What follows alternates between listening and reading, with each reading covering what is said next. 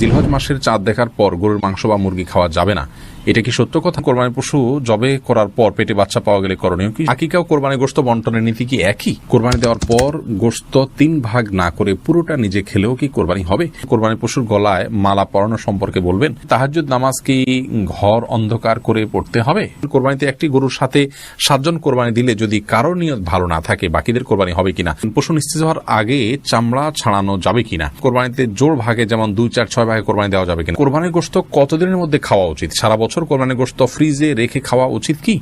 সামিয়া ফেরদৌস জানতে চেয়েছেন, তাহাজ্জুদ নামাজ কি ঘর অন্ধকার করে পড়তে হবে? এর কোনো ভিত্তি আছে কি?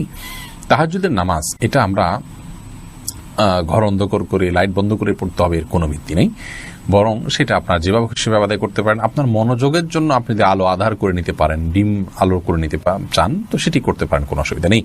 তবে অন্ধকারেই পড়তে হবে এমন কোনো বাধ্যবাধকতা বা নিয়ম নেই। আরাফাত ইসলাম জানতে চেয়েছেন, মৃত ব্যক্তির পক্ষ থেকে কোরবানি করা যাবে কিনা, সেই গোশত বন্টনের পদ্ধতি কি? মৃত ব্যক্তির পক্ষ থেকে কোরবানি করা যাবে, যিনি কোরবানি করবেন তিনি তার নিজের গোশত যেভাবে ব্যবহার করেন এটাকে ঠিক একই ব্যবহার করবেন। তামান্না আফরোজ জানতে চেয়েছেন, রাসূলুল্লাহ সাল্লাল্লাহু আলাইহি ওয়াসাল্লামের পক্ষ থেকে কি কোরবানি দেওয়া যাবে? রাসূলুল্লাহ সাল্লাল্লাহু আলাইহি ওয়াসাল্লামের পক্ষ থেকে কোরবানি দেওয়া যাবে, যেমনটি আলী রাদিয়াল্লাহু তাআলা আনহু দিতেন। বাইহাকী সহ বিভিন্ন হাদিসের কিতাবে বর্ণিত হয়েছে যে নবী করিম সাল্লাল্লাহু আলাইহি ওয়াসাল্লামের ওফাতের পর তিনি কোরবানি দিতেন এবং তিনি বলেছেন যে নবী সাল্লাল্লাহু আলাইহি ওয়াসাল্লাম আমাকে ওসিয়ত করেছেন, অতএব তার পক্ষ থেকে কোরবানি দেওয়া যাবে। সালেহ আহমেদ জানতে চেয়েছেন, কোরবানিতে একটি গরুর সাথে 7 জন কোরবানি দিলে যদি কারোর নিয়ত ভালো না থাকে বাকিদের কোরবানি হবে কিনা? যদি একজনের গোশত খাওয়ার উদ্দেশ্য থাকে এবং তিনি গোশতের জন্য করেছেন, কোরবানি তার উদ্দেশ্যই ছিল না, তাহলে কারোর কোরবানি হবে না, কারণ তার উদ্দেশ্য কোরবানি নয় গোশত, অতএব কারোর কোরবানি হবে না। এটি হলো সবচেয়ে গ্রহণযোগ্য কথা এই ব্যাপারে, বিশেষ করে যদি গোশতই একমাত্র ধরুন কোরবানি বুঝি না, আমার এখানে কিছু গোশত দরকার, সেজন্য সে গোশতের জন্য টাকা দিয়েছেন, এটা জায়েজ হবে না। সামিউল ইসলাম জানতে চেয়েছেন, ঋণ করে কোরবানি করা যাবে কিনা? ঋণ করে কোরবানি করা যাবে, কিন্তু যিনি ঋণ করে কোরবানি করছেন তিনি ঋণ করে কোরবানি করার ক্ষেত্রে যদি তার পরবর্তীতে ঋণ পরিশোধের ভালো ব্যবস্থাপনা থাকে সেজন্য তিনি করতে পারেন। ইবাদত বন্দেগী নেক আমল এটা ঋণ করে করা যায়, আর্থিক ইবাদত নেই, ঋণ করে আমরা দান করতে পারি, ঋণ করে আমরা কোরবানি করতে পারি, সেজন্য এটাও করা যায়। কিন্তু ঋণ করে কোরবানি করার জন্য যারা খুব বেশি আগ্রহী তারা ঋণ করে কি কখনো দান সদকা, গরিব দুঃখীদেরকে টাকা পয়সা দেওয়া, মসজিদ মাদ্রাসায় দেওয়া এগুলো তারা করেন কিনা? যদি কখনো সেগুলো না করেন তাহলে কোরবানির ক্ষেত্রে বিশেষভাবে ঋণ করে করার বিশেষ হেতু কি? যদি এমন হয় যেখানে গোশতটাই মুখ্য, তাহলে সেক্ষেত্রে আপনার এইভাবে কোরবানি ঋণ করে হোক আর ঋণ করা ছাড়া এমনি নিজের টাকা থেকে হোক করা উচিত নয়। এই জন্য উদ্দেশ্যের বিষয়টিকে আমাদের বারবার মাথায় রাখা উচিত, এবং যেহেতু এটার ফিডব্যাক আমাদের বাসায় উঠে, অতএব মুখ্য উদ্দেশ্য যেন কোরবানির গোশত না হয় সেটি মাথায় রাখা উচিত। মৌলিকভাবে ঋণ করে কোরবানি করা জায়েজ রয়েছে। মাহতাব আহমদ জানতে চেয়েছেন, কোরবানির পশু জবে করার পর পেটে বাচ্চা পাওয়া গেলে করণীয় কি? শরীয়ত অনুযায়ী নিয়ম হলো সে বাচ্চাকেও জবে করে দেওয়া, যদি আপনার খেতে ইচ্ছা না করে না খেলেন। লাবণ্য আপনি জানতে চেয়েছেন, সকালে ঘর ঝাড়ু না দিলে কি কোনো অমঙ্গল হয়? সকালবেলা নাকি পুরুষরা ঘুম থেকে উঠার আগেই ঘর ঝাড়ু দিতে হয়? না বোন, এটা বানোয়াট কথা। হয়তো পুরুষ শাসিত সমাজে নারীদেরকে আপনার কোণঠাসা করে রাখার জন্য বা তাদেরকে কাজে লাগানোর জন্য কেউ তৈরি করেছে, এগুলোর সাথে ইসলামের কোনো সম্পর্ক নেই। আলম সিদ্দিক জানতে চেয়েছেন, আকিকা ও কোরবানির গোশত বন্টনের নীতি কি একই? জি, অলমোস্ট একই। রিমি খান আপনি জানতে চেয়েছেন, বাজারে যে বিভিন্ন নামি দামি ব্র্যান্ডের বডি লোশন এবং ক্রিম পাওয়া যায় সেগুলো কি ওযু গোসল করার পর ব্যবহার করে নামাজ আদায় করা যাবে? নামাজ হবে কিনা? জি, নামাজ হবে ইনশাআল্লাহ বিইذনিল্লাহ।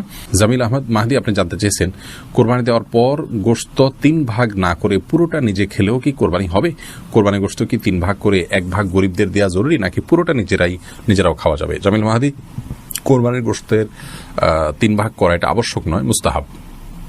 আল্লাহ রাব্বুল আলামিন কোরআন কারীমে যেহেতু 3টা শ্রেণীর কথা বলেছেন, ফাকুলু মিনহা ওয়া আত'আমুল কানিআ ওয়াল মু'তাররা, অন্য আয়াতে আল্লাহ বলেছেন ফাকুলু মিনহা ওয়া আত'আমুল বাঈসাল ফাকির।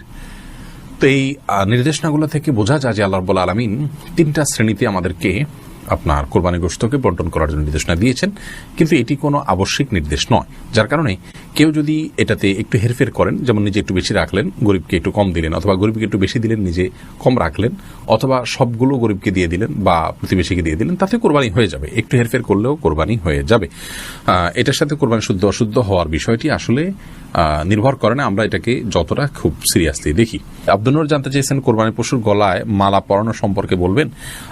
মালা পরিয়ে যদি নিজের জাহির করা হয় যে আমার কোরবানির পশু এটি, মানুষ জানবে, এবং অনেকে আপনার ফুলের মালা ডালা ইত্যাদি পরিয়ে থাকেন মানুষের দৃষ্টি আকর্ষণ করার জন্য, এই কাজগুলো অনুচিত, অন্যায় এবং নিয়তের বিশুদ্ধতা যেটি আছে তার পরিপন্থী কাজ, এগুলো করা উচিত নয়। আর যদি নিছক গরুকে আপনার মায়া করে বা আপনার স্নেহ করে মালা পরানো হয় সেটি ভিন্ন বিষয়, কিন্তু সচরাচর আমাদের সমাজে যে মালা টালা পরানো হয় এগুলো এক ধরনের আপনার কি বলা যায় লৌকিকতা, এটা এক ধরনের প্রদর্শন ইচ্ছা থেকে হয়ে থাকে। আমরা সেগুলো না করার জন্য পরামর্শ দিব। বেলাল, আপনি জানতে চেয়েছেন যেসব নারীর সন্তান প্রসবের 40 দিনের পরেও রক্ত প্রবাহ বন্ধ না হয় তারা কিভাবে বাদবন্দি করবেন। 40 দিন পার হওয়ার পরেও যদি রক্ত প্রবাহ বন্ধ না হয়, নেফাস বন্ধ না হয়, তাহলে সেক্ষেত্রে তারা সম্পূর্ণ স্বাভাবিকভাবে সকলে বাদবন্দিকে সম্পাদন করতে পারবেন। সেখানে কোনো আজকাল তো অনেক কিছু ব্যবস্থা রয়েছে যাতে করে ব্লাড যেখানে সেখানে না পড়ে, সে ব্যবস্থাপনা গ্রহণ করার পর তিনি এ বাদবন্দিকে স্বাভাবিক করতে পারবেন। 40 দিনের পরে আর তার ব্লিডিং হলেও তাকে নেফাস সে আক্রান্ত বা আপনার এটাকে আপনার প্রসব পরবর্তী যে ব্লিডিং বলা হয়ে থাকে সেটির মধ্যে গণ্য করা হবে না। রিসান ভুঁইয়া, আপনি জানতে চাইছেন গরু ছাগলের বট খাওয়া কি জায়েজ? জি, এটা সম্পূর্ণ জায়েজ, তবে এটা যার যার রুচির ব্যাপার। কারোর যদি ভালো লাগে তিনি খাবেন, কারোর ভালো না লাগলে তিনি খাবেন না, একান্তই তার ব্যাপার। আব্দুর রহমান জানতে চেয়েছেন পশু নিস্তেজ হওয়ার আগে চামড়া ছাড়ানো যাবে কিনা।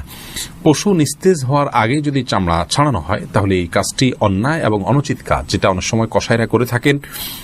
একাধিক পশুর কাজ তারা ধরেছেন, সেজন্য তারা এটি করে থাকেন। আগে থেকে কসাইদের সাথে এই বিষয়গুলো নিয়ে বোঝাপড়া করে নেওয়া উচিত এবং কোনো অবস্থাতেই আপনার পশুকে এভাবে কষ্ট দেওয়া উচিত না।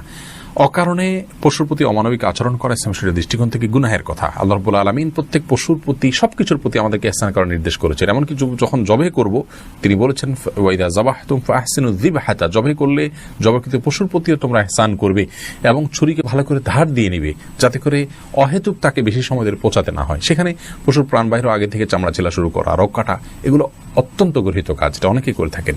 আমরা যথাসম্ভব নিজের জায়গা থেকে সাবধান থাকবো ইনশাআল্লাহ বিইذনিল্লাহ। মোহাম্মদ তামিম জানতে চেয়েছেন কোরবানিতে জোড় ভাগে যেমন 2, 4, 6 ভাগে কোরবানি দেওয়া যাবে কিনা। যাবে। অনেকে মনে করে কোরবানি বেজোড় হতে হবে এমন কোনো বাধ্যবাধকতা নেই। 1, 3, 5 যেরকম দেওয়া যাবে 2, 4, 6 ভাগেও কোরবানি দেওয়া যাবে। এরপরে সাদিয়া আক্তার প্রিয়া জানতে চেয়েছেন কোরবানির গোশত কতদিনের মধ্যে খাওয়া উচিত। সারা বছর কোরবানির গোশত ফ্রিজে রেখে খাওয়া উচিত কি?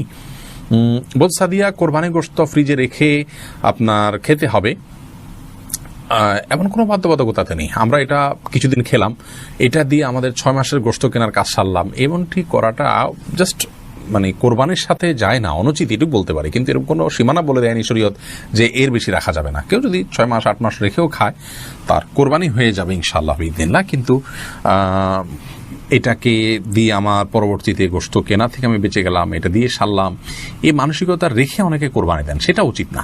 বাট আপনি চাইলে যে কোনো সময় পর্যন্ত রেখে এটি খেতে পারেন। ফাতেমা খাতুন জানতে চেয়েছেন জিলহজ মাসের চাঁদ দেখার পর গরুর মাংস বা মুরগি খাওয়া যাবে না, এটা কি সত্য কথা? না, এটি সম্পূর্ণ ভুয়া এবং ভিত্তিহীন কথা, কুসংস্কারাচ্ছন্ন কথা। জিলহজ মাসের চাঁদ দেখা যাওয়ার সাথে আপনার গোশত খাওয়ার কোনো সম্পর্ক নেই। কেউ যদি মনে করেন যে আমি কোরবানি গোশতর আগে আর গোশত খাবো না, তাতে করে কোরবানি গোশতের প্রতি আমার আকর্ষণ তৈরি হবে, আল্লাহ রাব্বুল আলামিনের মেহমানদারি সেটাকে আমি খুব আগ্রহ ভরে অ্যাকসেপ্ট করব, সেটি তার ব্যাপার। কিন্তু জিলহজ মাসের চাঁদ দেখা গেলে আর মানে কোনো গোশত খাওয়া যাবে না, এটি সম্পূর্ণ ভিত্তিহীন কথা।